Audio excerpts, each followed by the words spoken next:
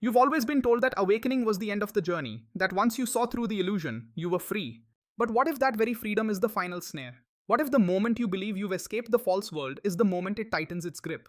For centuries, mystics have whispered that the false creator, the Demiurge, doesn't just rule through darkness but through imitation. He doesn't only trap the blind, he traps those who think they can see, the ones who believe they've awakened. His most dangerous snare is not ignorance, it's false enlightenment. Because before every awakening comes a test, one last veil so radiant, so convincing, that almost every seeker mistakes it for the truth. It is the final trap, the illusion of light. You felt it before, that sense that you're almost there, that something immense is just beyond the horizon. And yet, the closer you reach, the more the path bends back on itself, as the ego quietly claims the identity of enlightenment, turning awakening into another mask to wear. That's not failure, that's design. The Gnostics warned that the Demiurge shaped the world as a labyrinth of mirrors, reflections within reflections, where even revelation can become another layer of illusion. In this video, we'll explore what the Gnostics called the last illusion before awakening, the luminous deception that guards the threshold of true gnosis. You'll discover how the false light disguises itself as wisdom, how the ego becomes its silent accomplice, and why the soul's final battle isn't fought in darkness as we've always been led to believe, but in blinding light. And when the illusion finally breaks, you'll see how the Demiurge's power dissolves, not through belief but through perception, through the quiet act of seeing through the light that masquerades as the divine. Most will never reach this stage, because when you see through the final illusion, you don't just escape the trap, you reclaim what was always yours, your divine birthright, your forgotten power. Long before the word narcissism ever existed, ancient mystics across Egypt, Greece, and Mesopotamia spoke of a being who believed himself to be God. They called him by many names, Yaldabaoth, Saklas, and Samael. But in every version, his story was the same, a blind creator born of divine ignorance who mistook his shadow for the light. In the Apocryphon of John, one of the sacred Gnostic texts discovered at Nag Hammadi, Egypt, the Demiurge falsely declares, "I am God and there is no other beside me, Tao." But a voice answers, a quiet echo from the Pleroma, the realm of true light, reminding him, "You are mistaken." That single correction defines the entire human condition, because when ignorance proclaims itself as truth, illusion becomes reality and inversion becomes the norm.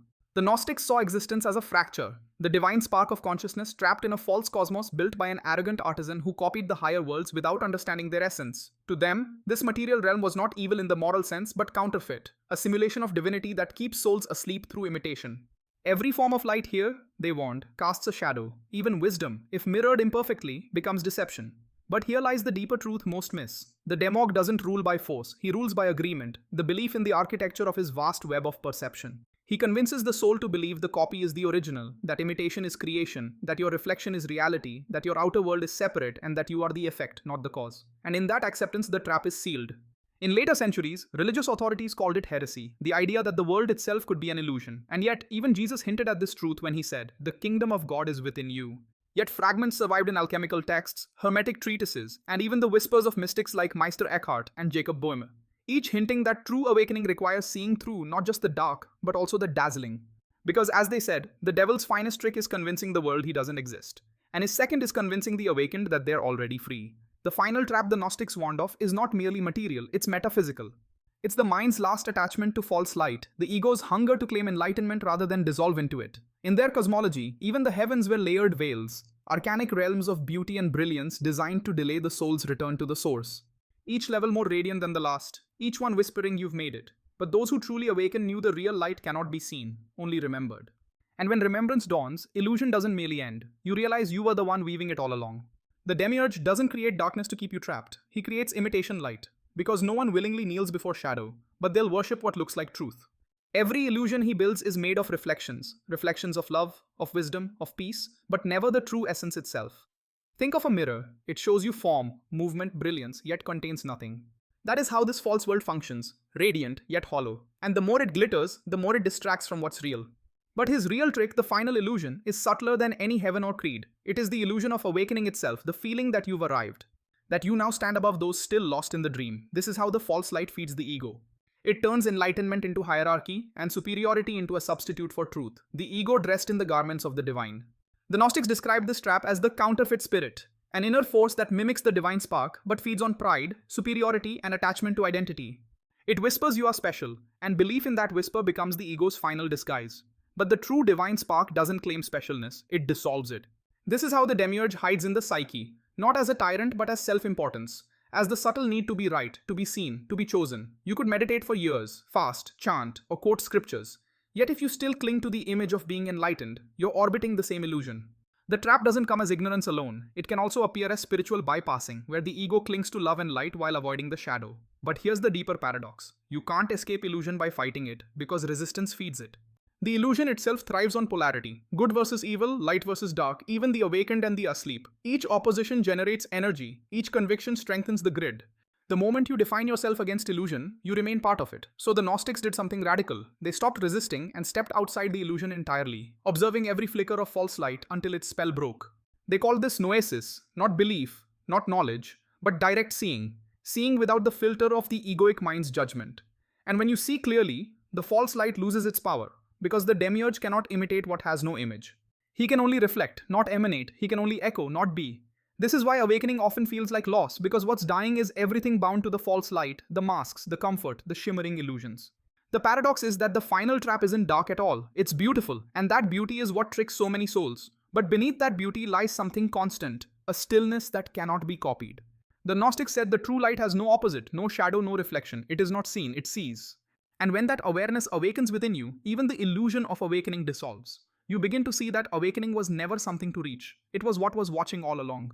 Every seeker reaches a moment where the light begins to deceive them. It's not that the light turns dark, it's that illusion begins to imitate transcendence.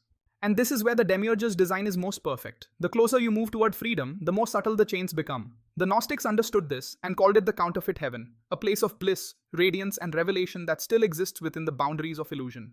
They warned, beware the joy that flatters the ego, because the false light doesn't frighten you into submission. It comforts you into complacency, wrapping you gently within the padded walls of its prison.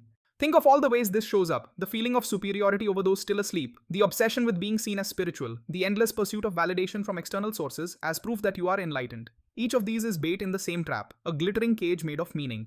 The demagogue feeds on fixation. He doesn't mind whether you chase wealth or enlightenment, as long as you keep seeking instead of seeing, looking outward instead of inward. He knows that the seeker who never stops searching will never truly arrive, because arrival requires silence and presence. The final trap is this endless motion, this subtle addiction to the next realization, the next ascension, the next transmission of divine truth. And every next keeps you here, spinning inside the luminous labyrinth. It's not ignorance anymore, it's intoxication. The Gnostics said the demiurge builds his throne inside the mind that seeks control. That's where false light takes hold when the ego wants to possess the divine, to understand the infinite, to hold it as a concept. A true awakening cannot be possessed, it can only be embodied. You can't capture truth in language any more than you can catch the wind in a jar. And yet the demiurge tempts you to try through philosophies, doctrines, scriptures, and even sacred texts. Because once you believe enlightenment is something to grasp, he's already won. This is why the greatest teachers spoke in paradox. Jesus in the Gospel of Thomas says, "If you bring forth what is within you, what you bring forth will save you. If you do not bring forth what is within you, what you do not bring forth will destroy you." He wasn't describing a moral judgment, he was revealing the architecture of illusion. The power that liberates you is the same power that traps you. When misused, that's the genius of the demiurge's final design. He doesn't hide the truth, he duplicates it and inverts it. He gives you half of heaven, enough to keep you chasing, enough to make you believe you found it. And just as you reach the threshold of silence, he offers you another revelation, another cosmic secret, another role to play. But Gnosis isn't about playing roles, it's about seeing through every one of them, even the holy ones at the edge of awakening. The final illusion often appears as light so radiant it blinds you. You think it's God, you think it's peace. But the true light doesn't dazzle, it disappears. It strips away everything that can be seen until only awareness remains. That's when the demiurge loses his grip. Not because you fought him, but because there's nothing left in you for him to reflect. No belief to twist, no identity to hold, no illusion to mimic. The final illusion collapses, not through conquest but through clarity. When the silent witness within awakens, deception has nowhere to hide. The mirrors break, and all that remains is the one who sees the real you. So how do you escape what was never real? How do you step beyond the final illusion when even stepping implies distance, and distance itself is part of the dream? The Gnostics said freedom begins not with rebellion, but with remembrance. You don't fight illusion, you remember what came before it. You remember the silence underneath every thought, the still awareness that watches your fears, your hopes, your beliefs, and remains untouched. You don't need to destroy the demiurge's world, you only need to stop feeding it with its only lifeblood, your attention. So start watching what claims your awareness. Every time a fear, a desire, or a spiritual idea demands your energy, pause. Look at it. Feel its pull, and then gently remember, this too is light pretending to be truth. You don't have to reject it, just see it clearly. That act alone, seeing without absorbing, is the beginning of liberation. Noesis. It's like turning the mirror toward the sun. The reflection burns away, leaving only light itself. When the false light offers you comfort, ask, does this expand me or reinforce me? Real light expands. It erases the walls of me and mine. False light reinforces the story, my path, my progress, my awakening. In moments of doubt or confusion, try this. Close your eyes. Forget every teaching, every label, every image of who you think you are. Don't visualize, don't seek, just rest in the raw awareness that sees everything come and go. That awareness is the true light, the one the Demiurge cannot imitate. The final illusion dissolves, not through effort but through exhaustion. When the seeker grows tired of seeking and simply sees, then illusion collapses on its own. Like a wave that forgets it was ever separate from the ocean. You might notice that awakening feels less like gaining something, and more like losing everything that was never real. It can be disorienting, a sense of falling through the last layers of identity, belief, and spiritual certainty. But that fall is grace in disguise, because only the empty vessel can be filled with light. Remember, the Demiurge survives on motion. Stay still and he vanishes. He cannot hold what no longer moves toward or against him. So your practice is not to chase the light, but to be still enough to remember it when fear arises. See it when beauty tempts you. See it when peace arrives. See even that. Keep watching until everything becomes transparent, including the watcher. That's where notice begins. Not in ascension, not in conquest, but in a quiet realization. There was never a trap, only a dream of forgetting. That is the moment you begin to awaken. And if you've made it this far, it means something in you is already remembering. If you'd like to go deeper into these teachings, I've created a free ebook for you, Escaping the Illusion, a Gnostic guide to mastering reality. Inside, you'll find practical insights and forgotten methods designed to help you sharpen your awareness, dissolve the false light, and step beyond the illusions of this world. You can download your copy for free. The link is in the description. The Gnostics knew that the path to awakening was not an escape from illusion, but a passage through it, through every shadow. Every false light, every reflection of God that was not God, and they taught that when the last veil falls, it does not reveal a distant heaven. It reveals you, the one who was dreaming all along. The Demiurge's final trap was never meant to destroy you. It was meant to test your sight, to see if you could recognize truth, even when it wore the mask of light, to see if you could love reality, not for its beauty, but for its clarity. Because once you see through imitation, even illusion serves the divine. You don't conquer the Demiurge by rejecting the world. You transcend him by seeing the world as it truly is. Transient, shimmering, a play of mirrors that cannot touch what is real. And what is real has no opposite. It cannot be taken, trapped, or copied. That is the secret the ancient Gnostics guarded, and the one you are always destined to remember. The true light has no form, no reflection, no need to prove itself. It simply is. So as you move through this world of reflections, let awareness be your guide. When false light beckons, see it. When truth burns away the last illusion, let it, and remember. Every time you choose clarity over comfort, presence over distraction, the Demiurge loses a little more ground. For in those quiet moments of seeing, the illusion begins to unravel from within the false heavens dim, and what remains is simple, the silent knowing that cannot be taken, traded, or taught. Each act of awareness is a crack in the great mirror through which the real light begins to pour. If this message reached you, it's because you were meant to hear it. You're not at the beginning of awakening, you're standing at its threshold. Take a breath, look around, the mirrors are breaking, and what's left behind is what was always free. If these words spoke to something deep within you, share what you remembered in the comments. What illusion have you begun to see through lately? And if this exploration helped you glimpse the truth behind the false light, remember to like this video and subscribe to the Gnostic Eye. Each week, we help you remember what was hidden, the fragments of light scattered through the illusion.